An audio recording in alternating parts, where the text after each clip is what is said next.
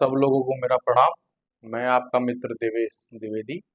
तो हम लोग विषय पढ़ रहे थे हस्तरेखा विज्ञान। हस्तरेखा विज्ञान मैंने पढ़ाना चालू किया है। तो अभी तक हम लोग ने हस्तरेखा विज्ञान के विषय में हम लोग ने वहाँ हाथ का कैसी बनावट होती है उसके बारे में हम लोग पढ़ चुके हैं कि पीछे की हाथ की बनावट कैसी होती है, कैसी वो लचकदार हाथ होते हैं, कैसे कैसे क्या हाथ होते हैं, उनके बारे में मैंने आप लोग को विधिवत पढ़ा चुका हूँ। अब हम लोग नेक्स्ट चैप्टर पे आते हैं, हाथ का अंगूठा। कि हमारे जो हाथ की रेखाएं होती हैं उसमें हाथ के अंगूठे के बारे में बहुत ही कुछ कहा गया। और वहाँ हाथ जो अंगूठा होता है हमारा बहुत ही महत्व है। हमारे हाथ की सारी उंगलियों के साथ अंगूठा बहुत ज़्यादा महत्वाकांक्षी होता है, बहुत महत्व देखा गया है हाथ के अंगूठे के बारे में। हाथ के अंगूठे से हम लोग बहुत कुछ देख के बहुत कुछ बता सकते हैं। तो उसी के बारे में आज से हम लोग हाथ के अंगूठे के बारे में पढ़ाई चालू करते हैं। तो हाथ के अंगूठे दो प्रकार के अंगूठे देखे गए हैं। एक लचकदार हाथ अंगूठा और एक कठोर अंगूठा। लचकदार अंगूठा का कहने का अर्थ ये हुआ, लचकदार अंगूठा वो हुआ जो जैसे कि ये मेरा अंगूठा है और ये मेरा अंगूठा मेरे पीछे तरफ ये मुड़ जा रहा हो, मुड़ जा रहा हो, अच्छा खासा मुड़ जा रहा हो, तो उसे लचकदार अंगूठा कहते हैं।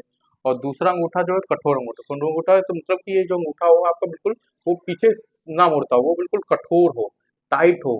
तो ऐसे अंगूठा को हम लोग कठोर अंगूठा कहते हैं। दो तरह के अंगूठे कहे गए, एक लचकदार अंगूठा और एक कठोर अंगूठा।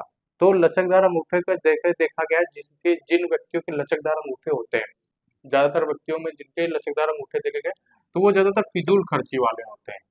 क्योंकि वो फिजूल खर्ची बहुत करते हैं, लचकदार अंगूठे वाले ज्यादातर फिजूल खर्ची बहुत करते हैं। और वातावरण में रम जाते हैं, मतलब वातावरण में मतलब कि जैसा भी उनको वातावरण मिलेगा उसमें वो रम जाते हैं। जहाँ भी बैठे होंगे, कैसे भी बैठे होंगे, किसी के साथ भी बैठे होंगे, तो उसके साथ वो रम जाते हैं, घुल मिल जाते हैं। उनका अर्थ, कहने का अर्थ ये हुआ लचकदार अंगूठे वाले में। आप लोग व्यक्तियों में देख के ऐसा कह सकते हो उनसे, वो ज्यादातर ये देखा भी गया हुआ है। फिर सेकंड आता है कठोर अंगूठा। कठोर अंगूठा वो हुआ जो बिल्कुल टाइट होता है। कठोर अंगूठे वाले व्यक्ति जो ज्यादातर होते हैं वो व्यवहारिक होते हैं, इच्छा शक्ति और शक्तिशाली शासक कहलाते हैं। मतलब कि वो व्यवहारिक, मतलब व्यवहारिक होते हैं, सबसे व्यवहार करके रखते हैं, सबसे व्यवहारिक कर बना के रखते हैं। और इच्छा शक्ति वाले होते हैं, इच्छा शक्ति वाले होते हैं, शक्तिशाली शासक। हालांकि शासक का मतलब ये हो गया कि जैसे कि कहीं पर शासन करना हो किसी को, जैसे आर्मी मैन हो गया, पुलिस में विभाग में जो उच्च पोस्ट पे, तो मतलब कि या नेता नगरी में जो शासक वाले होते हैं, तो वो मतलब राजा महाराजा जैसे कह सकते हैं आप। तो वो शक्तिशाली शासक होते हैं, तो कठोर होते हैं। तो ऐसे अंगूठे वालों को बहुत अच्छा भी कहा गया है। जो कठोर अंगूठा होता है उसका कठोर अंगूठा रहेगा तो वो शक्तिशाली होता है। और दो तरह के अंगूठे के बारे में हुआ है। एक कम, दो तरह का अंगूठा की जो बनावट होती है हमारी, एक तो ये ऊपर के बारे में कठोर अंगूठा और लचकदार अंगूठा। अब आता है अंगूठे की बनावट। ये चीज जो ये अंगूठा है मेरा, जैसे मेरा अंगूठा देख रहे होंगे, तो इसकी बनावट कैसी है।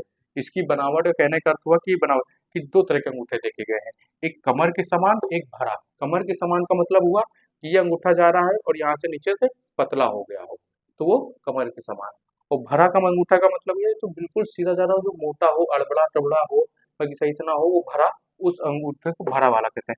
कमर के समान वाले नीति कुशल होते हैं। कमर के समान वाले जो अंगूठे होंगे नीति कुशल के कहलाते हैं, अच्छे अंगूठे मतलब कहलाते हैं नीति कुशल। और भरा हुआ जोर जबरदस्ती, मैं भरा हुआ मतलब वो भरा हो चारों तरफ से, जैसा तैसा बना गया हो मोटा, तो वो जोर जबरदस्ती जबरदस्ती वाले कहलाते हैं, मतलब वो ज्यादा अच्छे नहीं कहे गए हैं।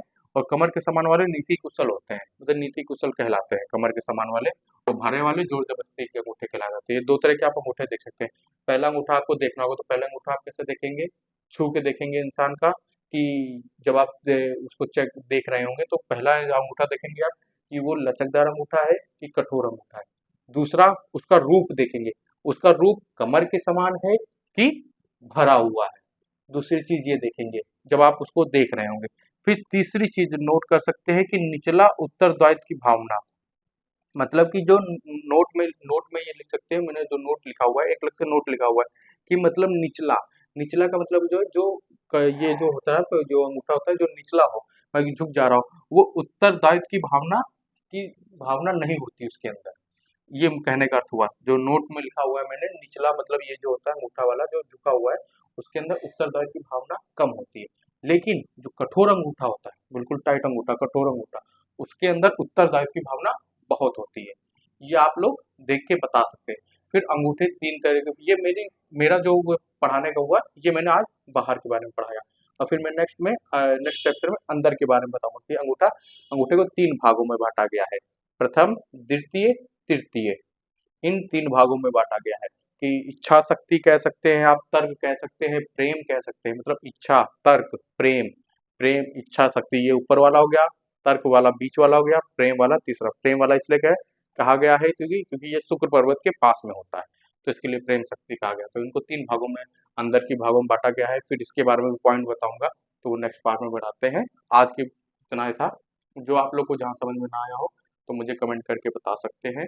और अगर मेरे को पढ़ाई मेरी सही पढ़ने में मैं आप लोग को समझ में आ रहा हो तो प्लीज़ बताइएगा। ठीक है, धन्यवाद। राधे राधे।